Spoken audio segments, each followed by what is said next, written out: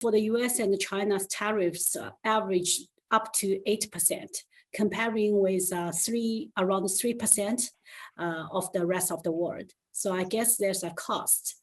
But who bears the cost? In my view, I think probably the US consumers actually finally have to pay the cost, because like in the past 3 years, and we say for the China's for the trade surplus to the US actually has been increasing rather than decreasing. Yeah. So that means there's a need for the Chinese goods.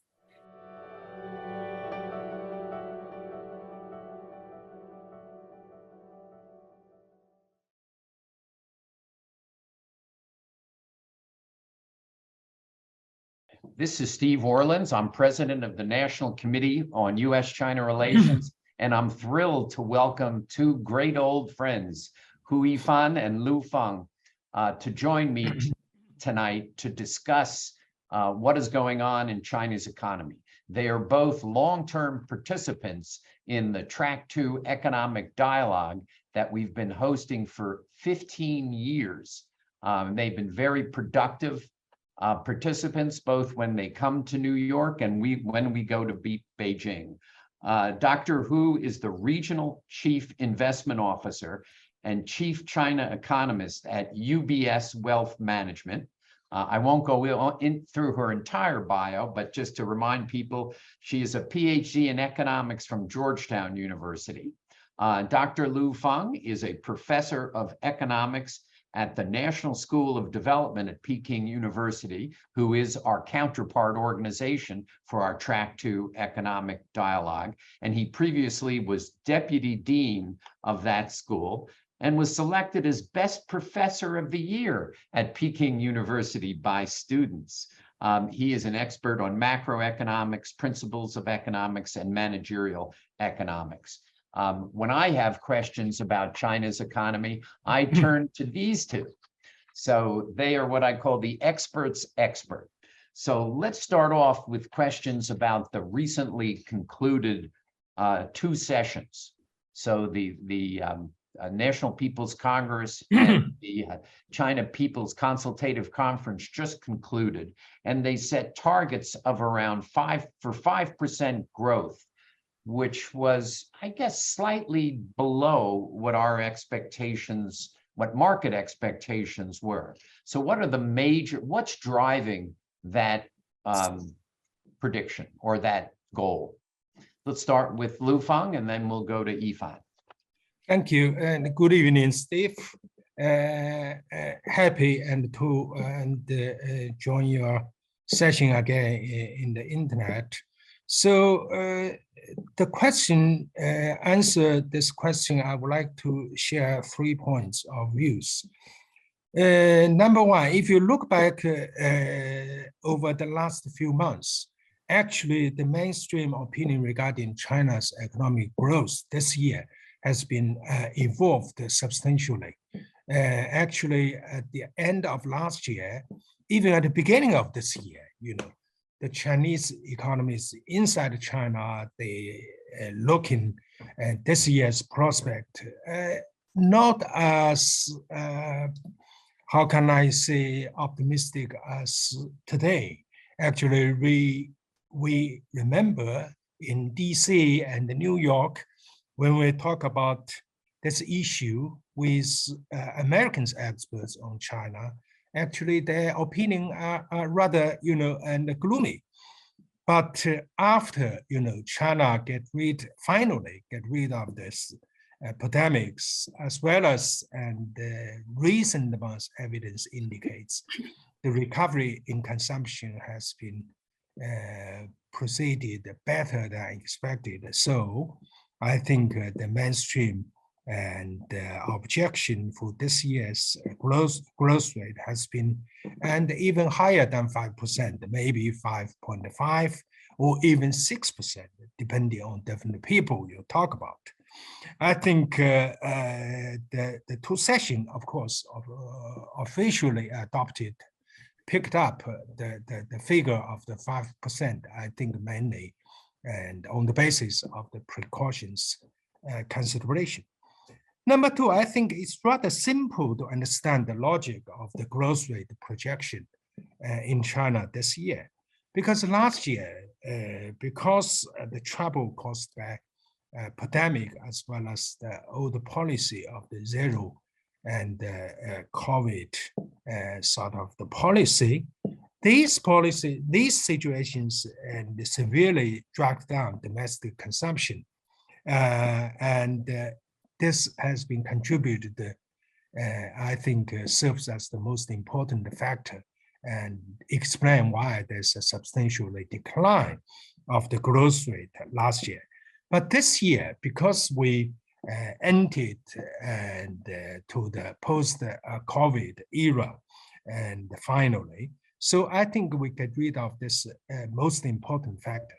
So as a result, I think the consumption will be have another increase, incremental growth, something like 2% or 3% on the basis of last year. Last year, consumption only contributed to 1% of the GDP growth. Usually, it contributed to 3.5 or 4%.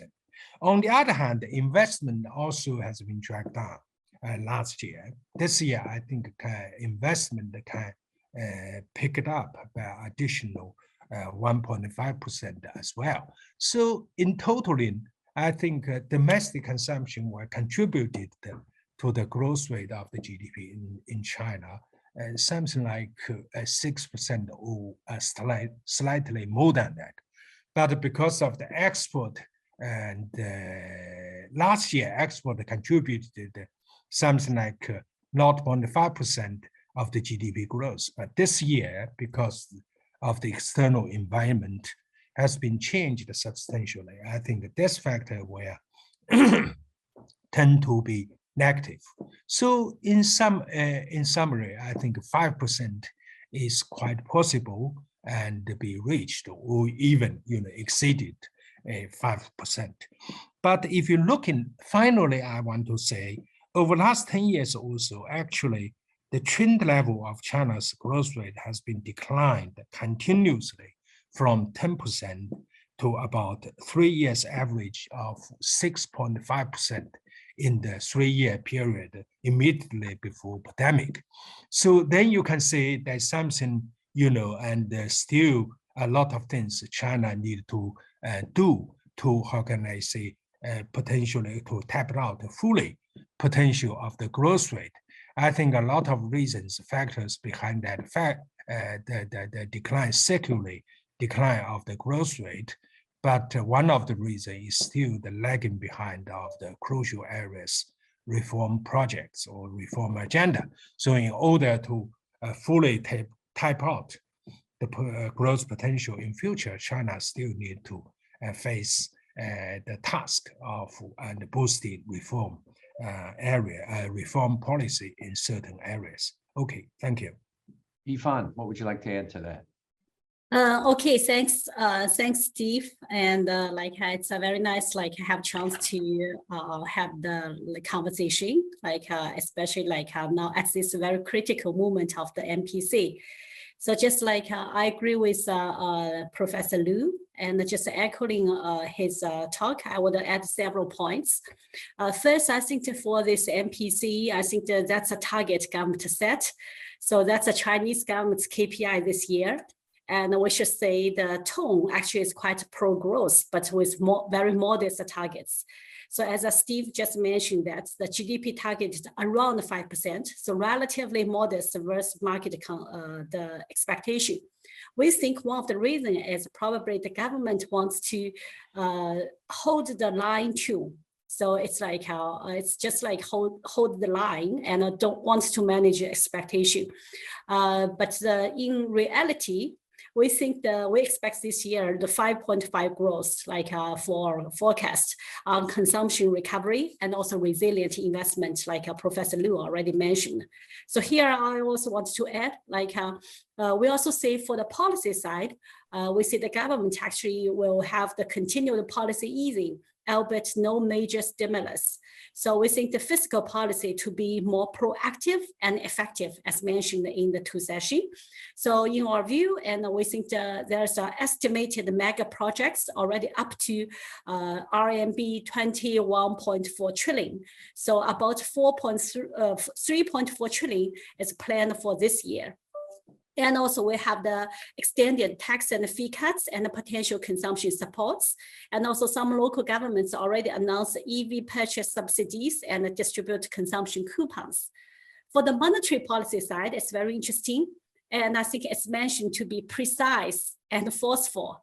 So in our view, it's implying more data-dependent stance with targeted liquidity support and credit easing. I think it's similar to the U.S. Data-dependent policy.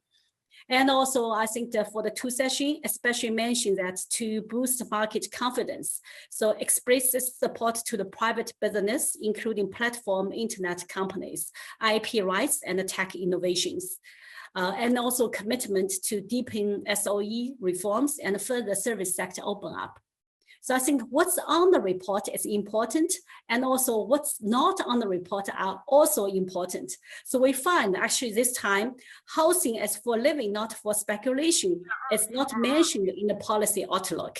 So that means there's an easing tone on the housing policy.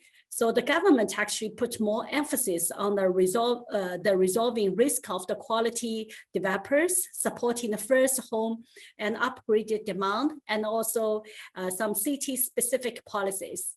We also think that demand easing measures are expected to continue. These consumption coupons, how do they work? For the consumption coupon last year, in the 2020, I think it's mainly like issued by the local government. So they gave some like consumption coupons to promote your purchase. The size is not that big. It's mainly in the coast regions and with a better fiscal position of the local governments. And I think that it's less than 1% of the GDP. So I think the size is not big, but just give some like promotions. But recently we think the subsidies to the EVs actually is quite aggressive, because for the national subsidies ended the end of the last year. So we think the local government had start to continue. So I think that's actually, it's both like a booster for the auto sales, because the auto sales accounts 10% of total consumption. And also I think it's promote like a EV as a whole, like in this kind of environment concerns. So if you have hukou, the government issues it to everybody who's in a particular city, and if you have hukou there, you get a coupon which you then can exchange for goods? No, actually the things become much simpler. I think it's not related to hukou anymore. That's one of the progress. So I think they just like you simply download the app and just simply mention like which company you work like locally. So you can with your like the ID number, you can get the coupon. And also this coupon can only consume in the city. So I think that no matter it's the people, the residents or non-residents, I think they can all like benefit from this kind of the consumption coupon locally. Based on where you work? Yeah, where you live, where you work. Interesting. What kind of upside surprises could we see, and what kind of downside surprises could we see in terms of the projected 5.5? What could move it to 7 or 8, and what could drop it to 2 or 3? Okay, that's a very good question. I think just as Professor Liu mentioned, I think for the upside, I would think first coming from the consumption, because now currently 5.5 or forecast is based on the consumption as a rebound from the -0 to 2 to 7%. But I think that we could have the chance to have like a lower double digit like a growth, because now based on high frequency data for the since like a Chinese New Year, we find the consumption rebound as a much stronger and faster than expected. And also remember, we have the excess savings about 4.6 trillion during the pandemics. I think that will also give some boost for the consumption, together with the government support. So that's like could be surprise. For the infrastructure side, investment, I think the infrastructure, we already mentioned the mega projects, and also mainly sponsored by the special local government bonds issuance. The quota actually is the largest in the history. So it's a 3.8 trillion. So can well cover most of the projects. So we think the plus some of the investment on the manufacturing, like a high-end manufacturing, including chips, we think that could overall boost up the overall investment.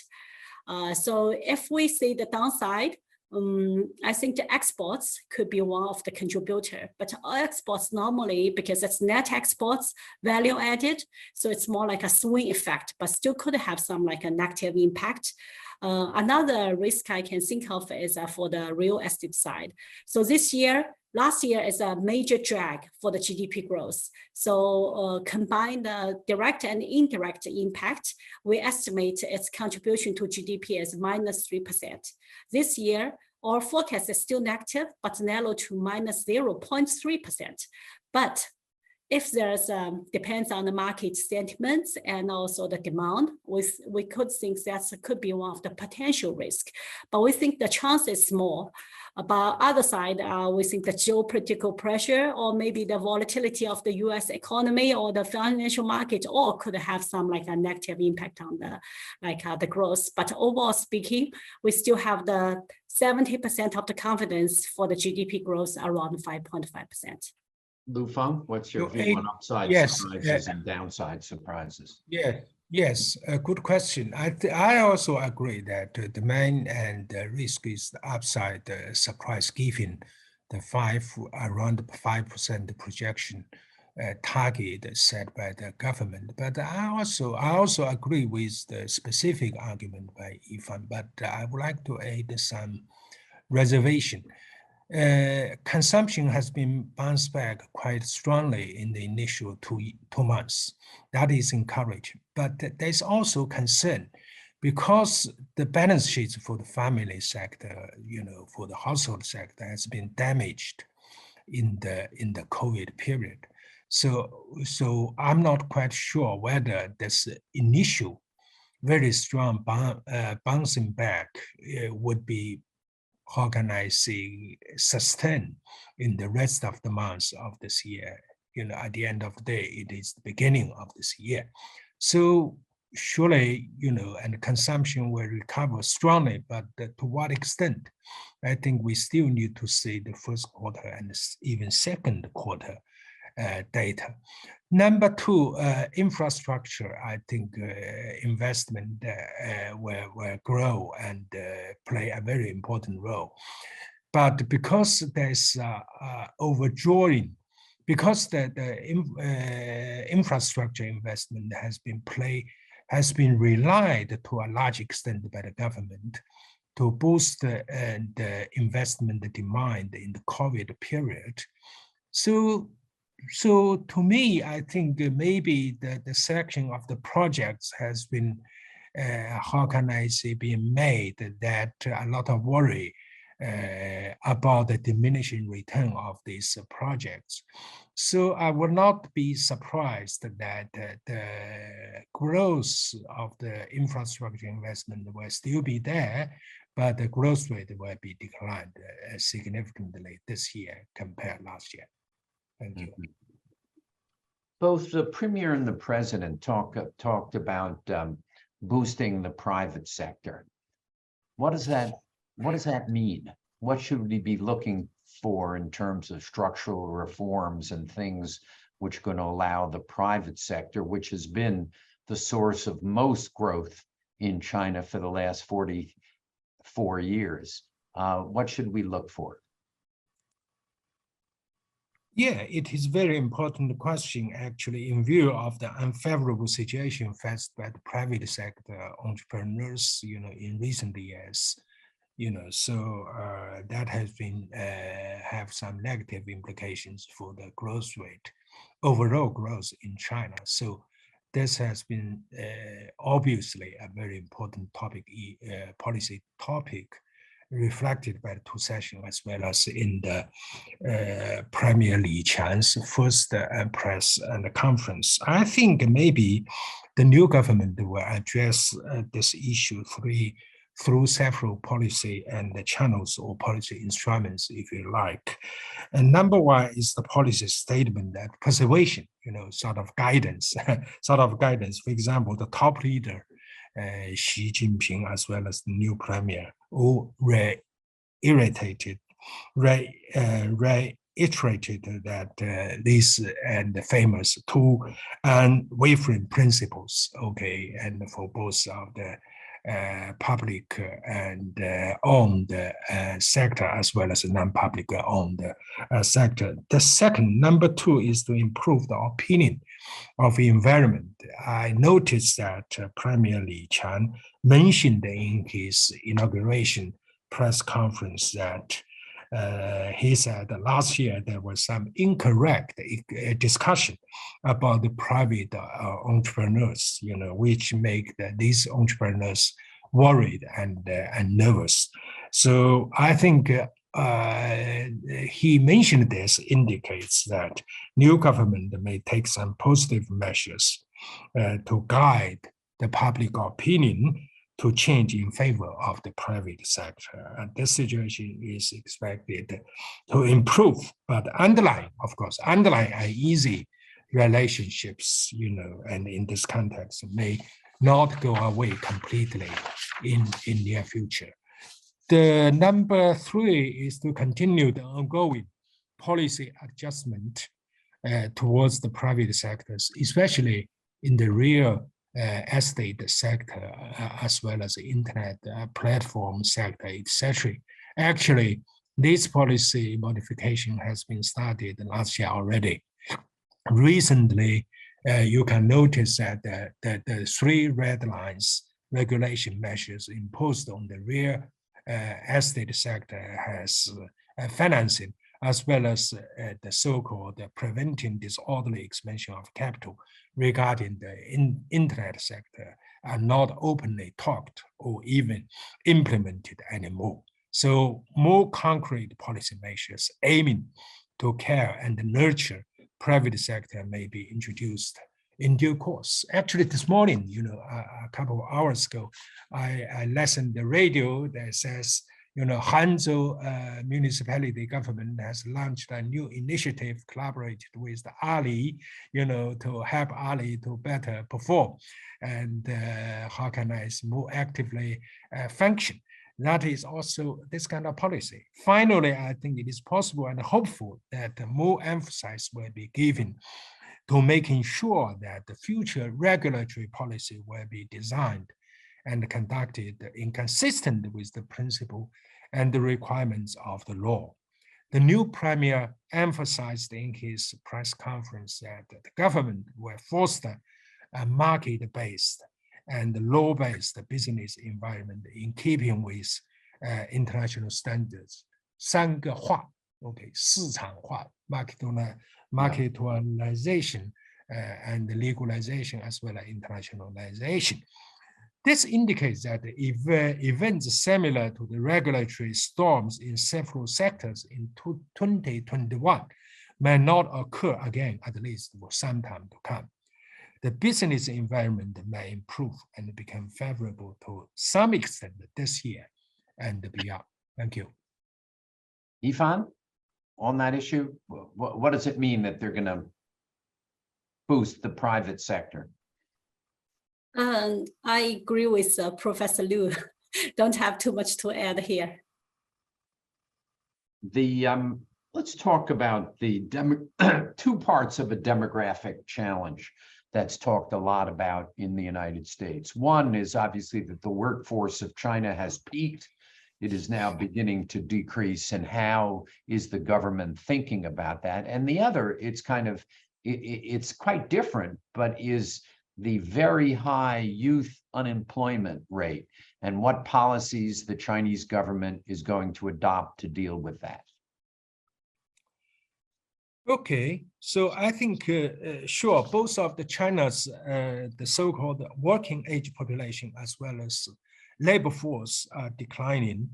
for several years now, but last year is a turning point in that, total population and decreased by something like 780,000.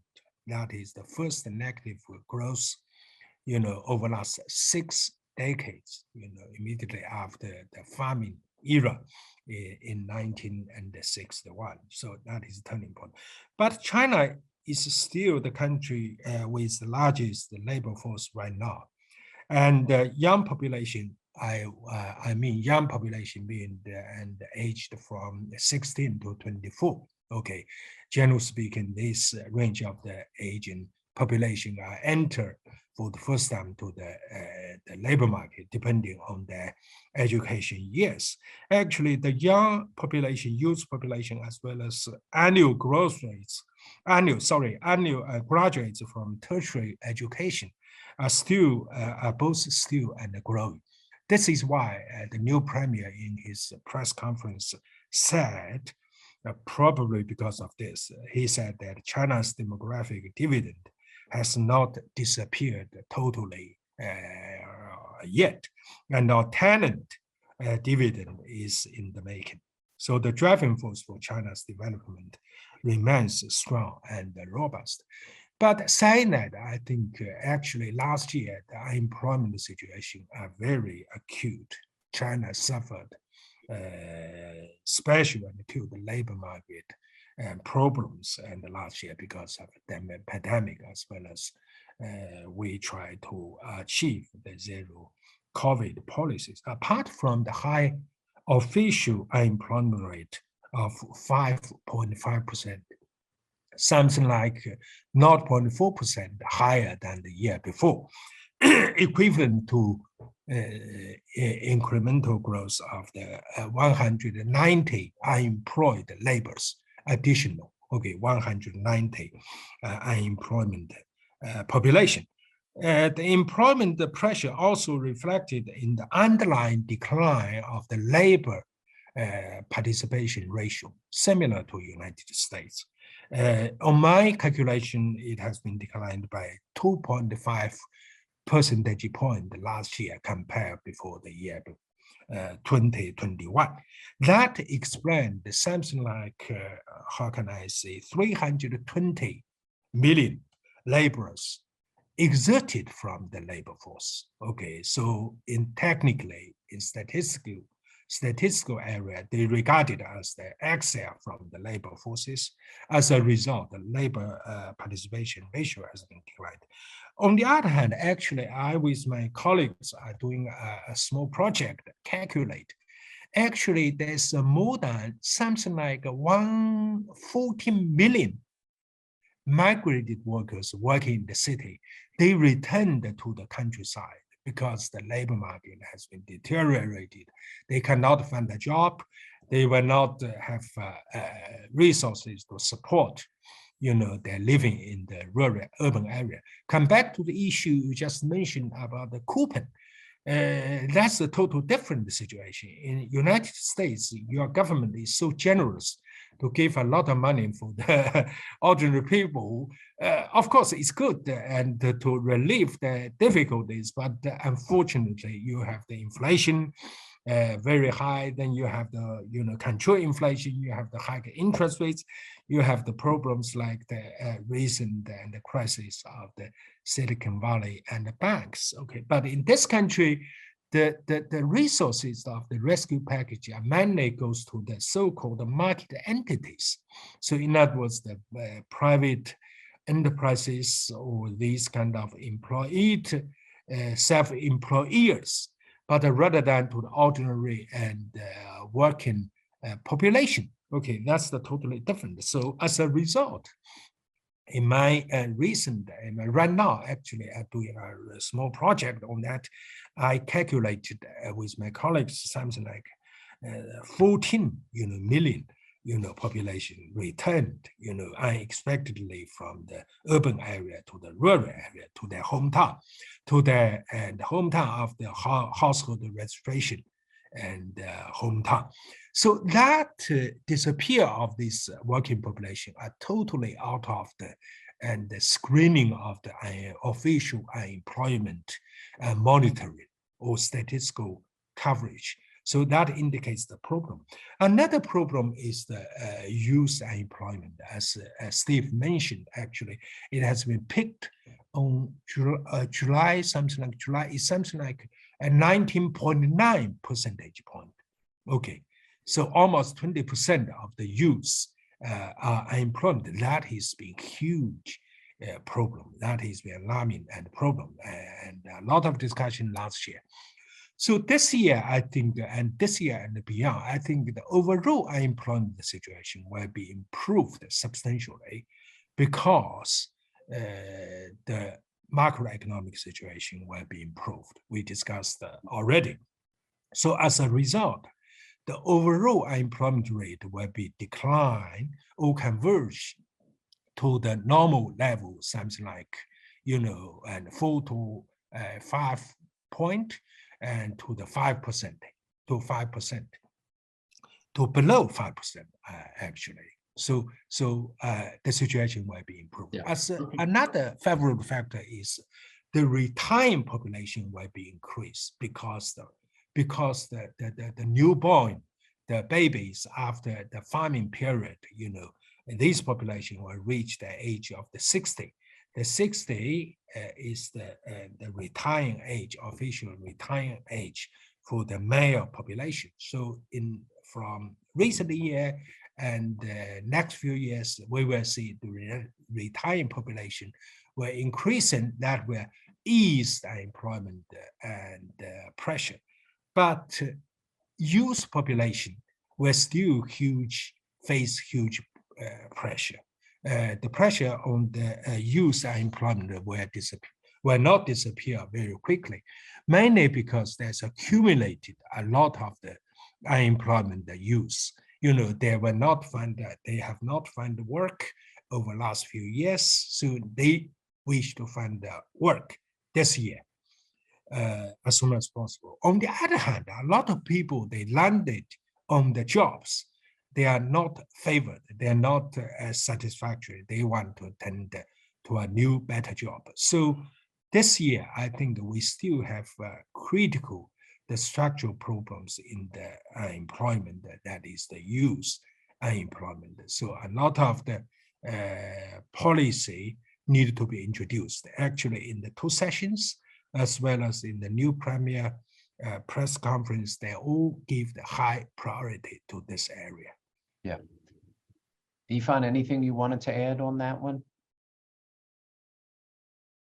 The demographic challenge? You're muted. Okay, yeah. So I think Professor Liu is already gave a full picture. So I just want to mention that for the government's targets this year for the employment, for the new jobs is at 12 million.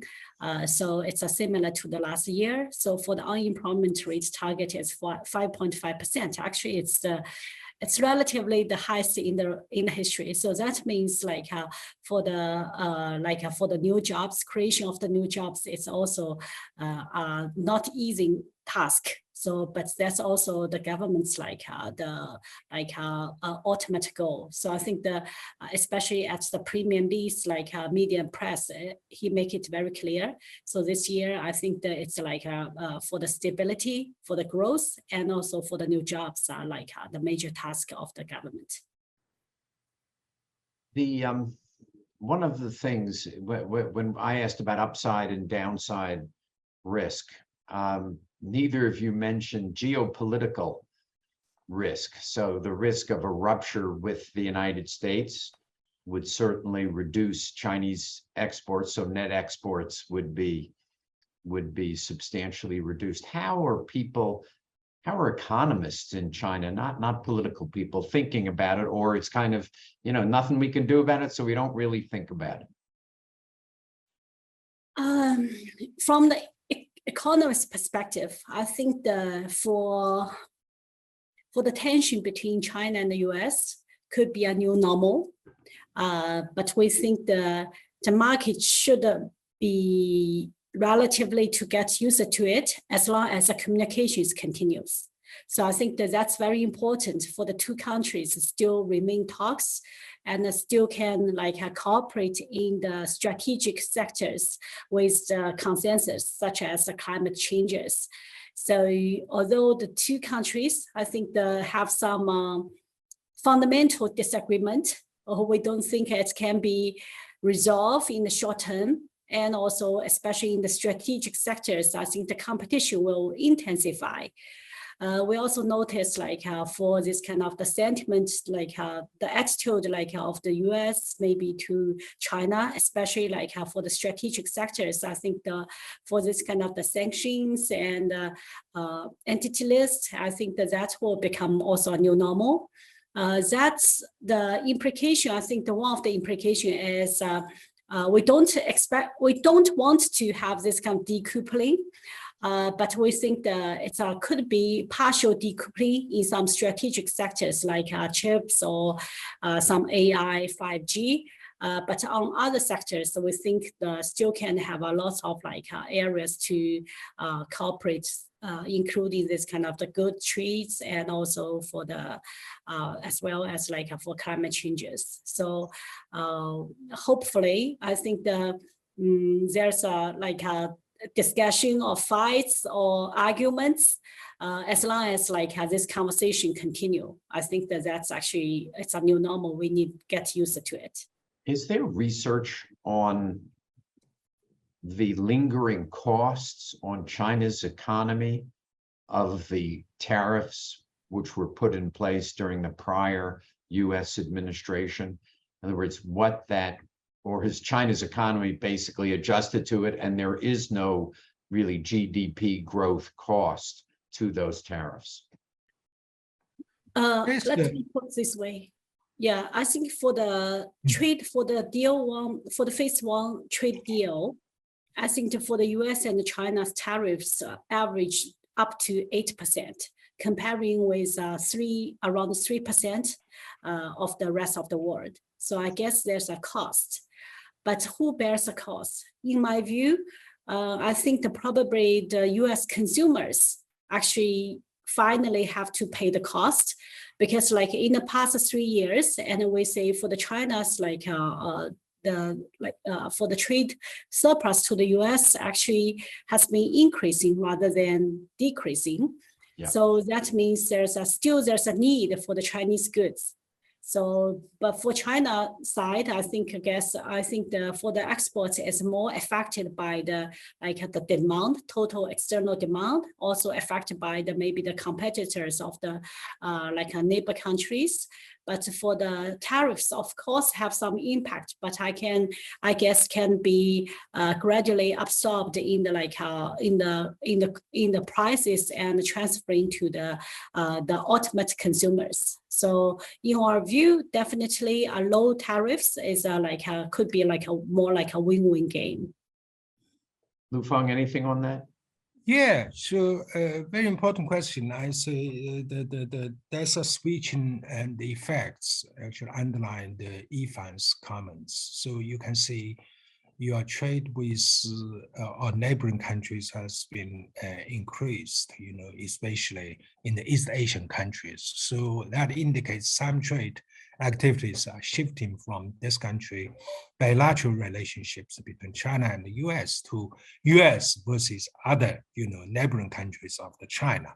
So as a result, of course, the cost has been increased. The consumers in American consumers will bear some this adjustment. But on the other hand, you can see if you look at the data of the bilateral trade, actually the whole volume of the trade has been growing, as well as the surplus of the bilateral trade has been growing. So in other words, so China has absorbed the tariff, and pressure imposed by the tariff. So that indicates, so underlying the complementary relationships between these two countries are still very strong. So come back to the question you mentioned about the geopolitical factors. All these factors are very important, but I think usually the economists approach the issue assessing of the economic situation and in turn to say, what's the external environment change. In that, we will talk about the geopolitical factor.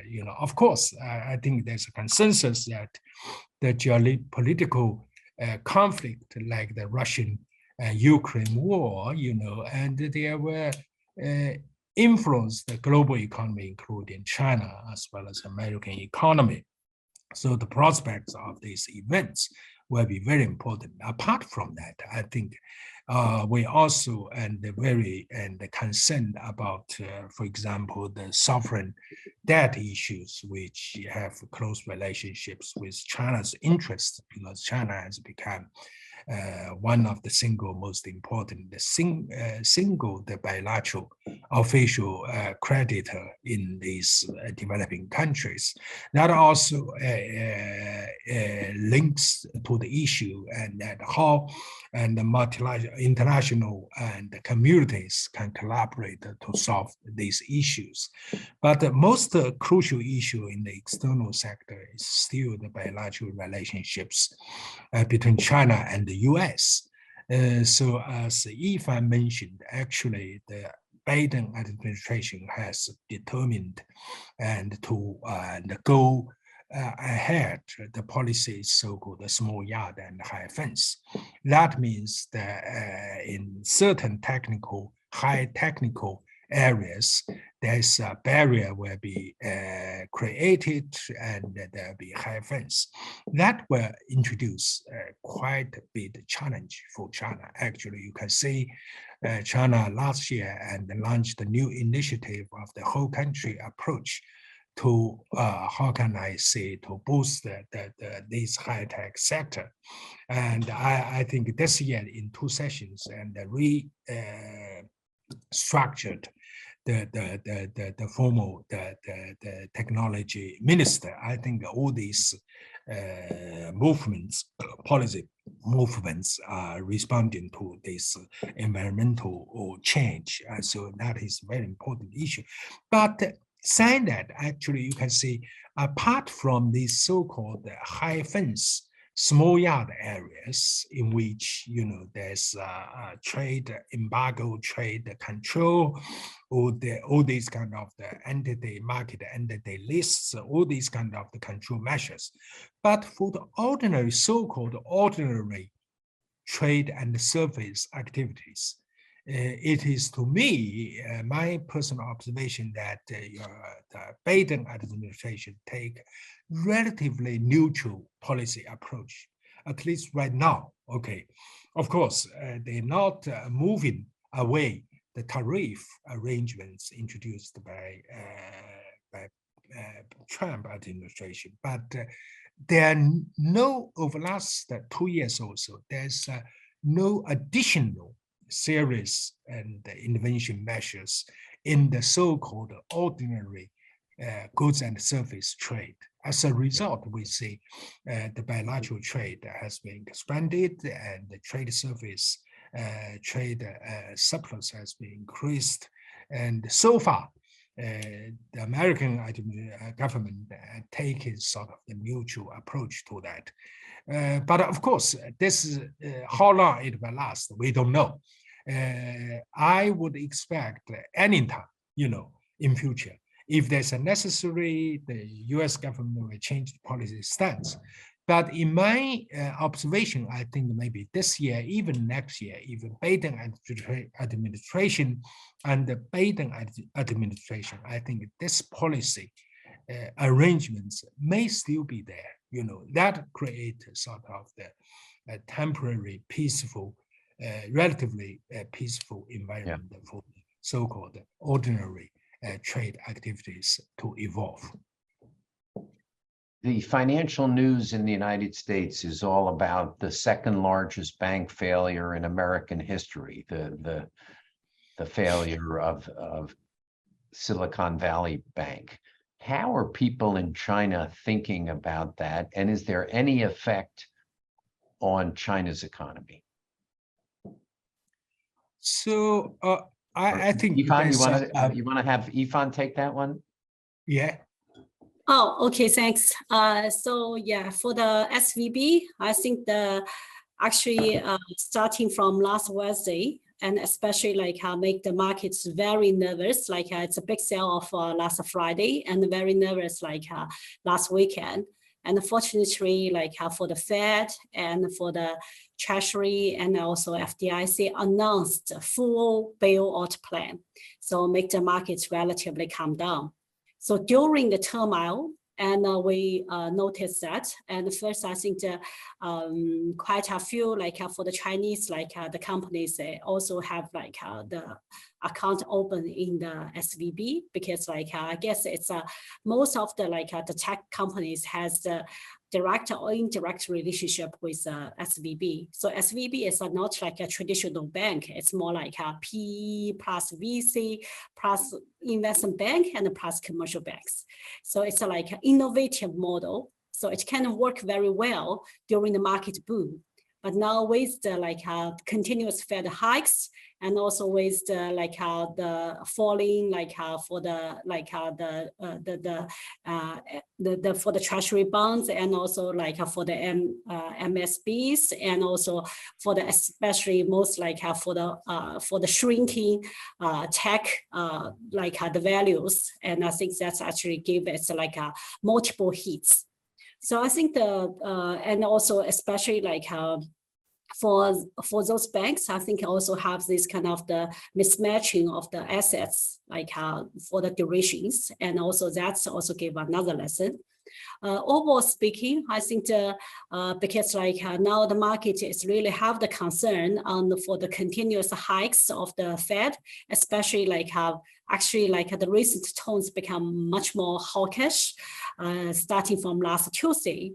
But we guess like with the SVB cases could probably to some extent make the Fed maybe tone down.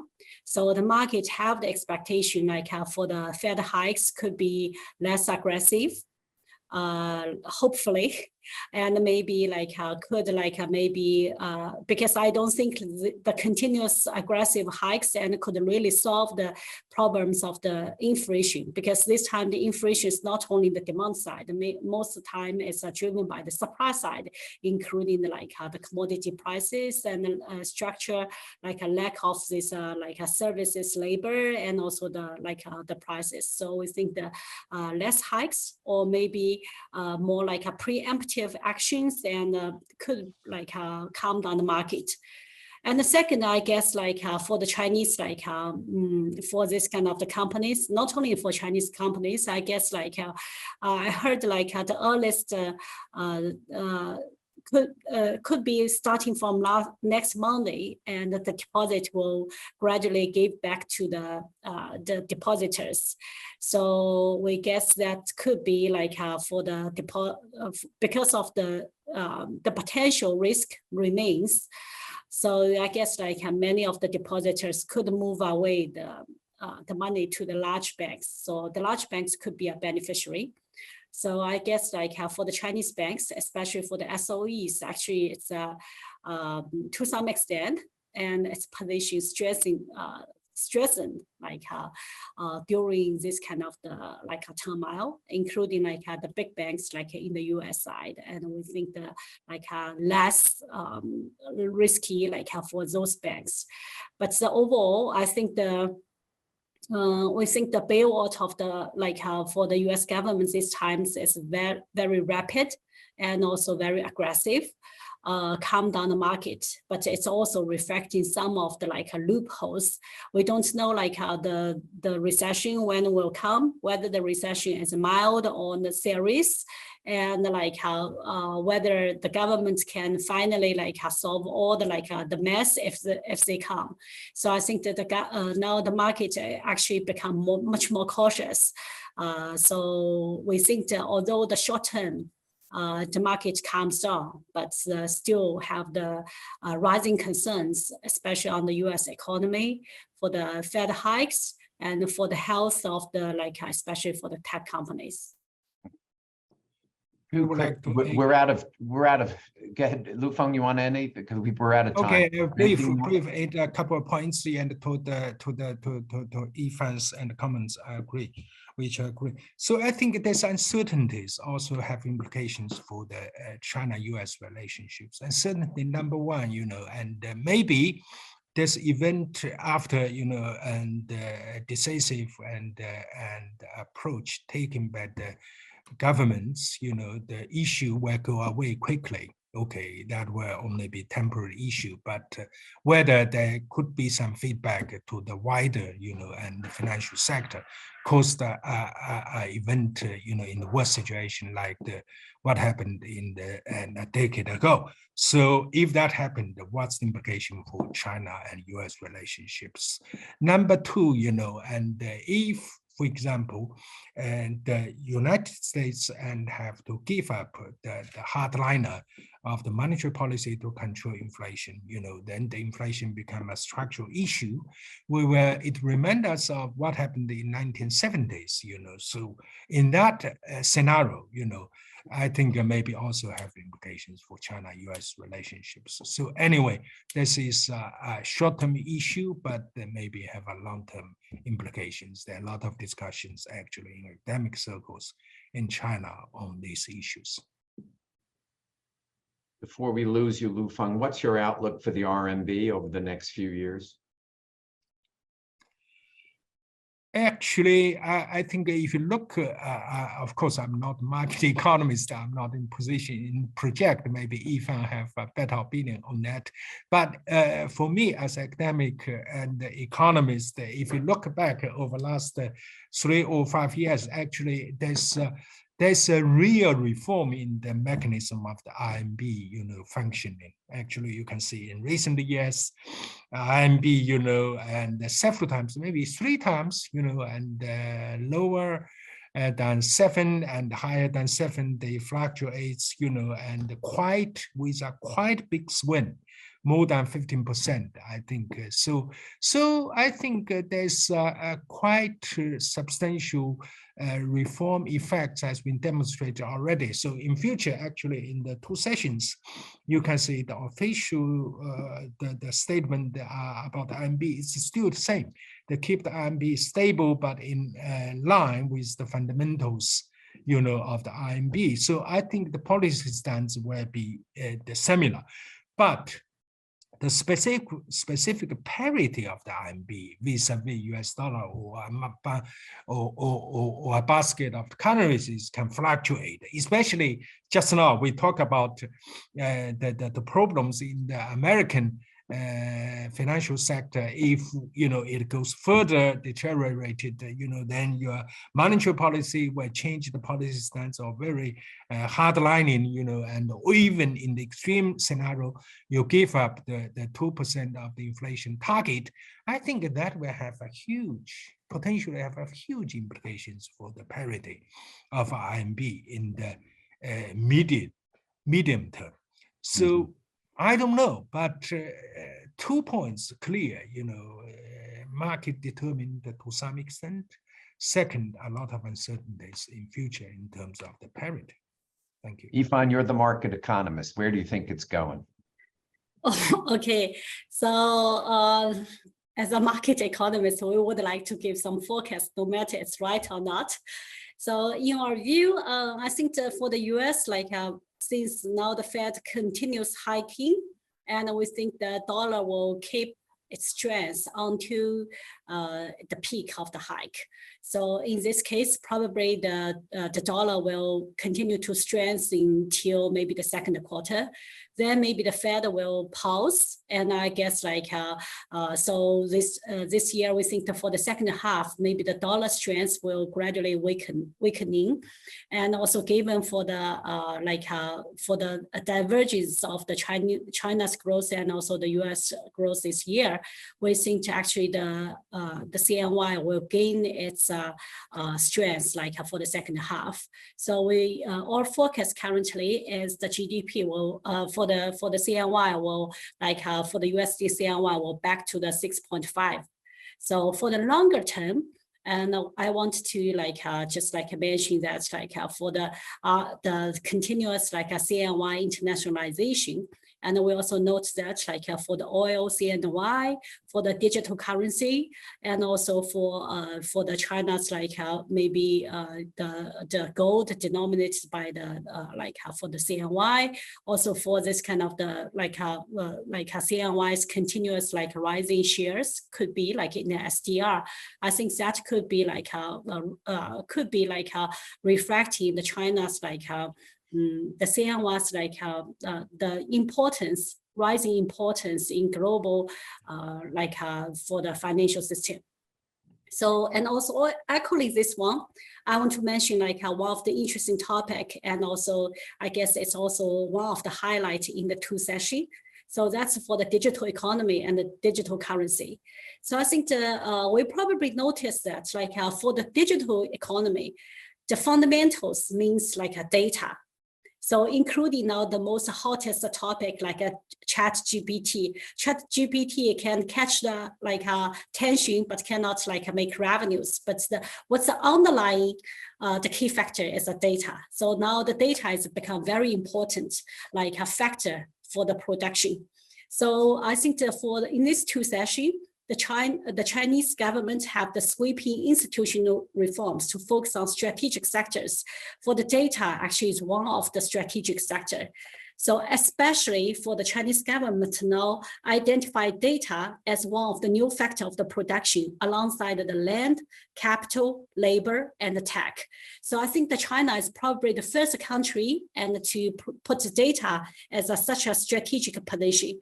So we expect so we have this new entity called the National Data Bureau. So it's on the NDRC to enforce data regulation and the digital economy related policy. So it's also, we think the more policy supports will be expected to enhance data security and promote digital economy strategy. And also, of course, the data usage and the collection, this is a new field to a global economy. I think this part, the supervision will also be stressing. And also we expected maybe some of the regulations and the law will come out. So I say in the data, this sector for the digital economy, probably China is as one of the leaders globally. Last question, I promise. We deal a lot with misconceptions of China in the United States and of the United States in China. What do you think are the primary economic misconceptions that the U.S. and China have about each other? Okay, I think I have a thought. It's my view for the China and the U.S. for this kind of the fundamentals is originated, including all this kind of the global order. That's so-called global order. So I think for the U.S. Probably think it's a success. It's for the global order since Second World War. So that means a global growth in for internationalization, including for the China's a rapid growth.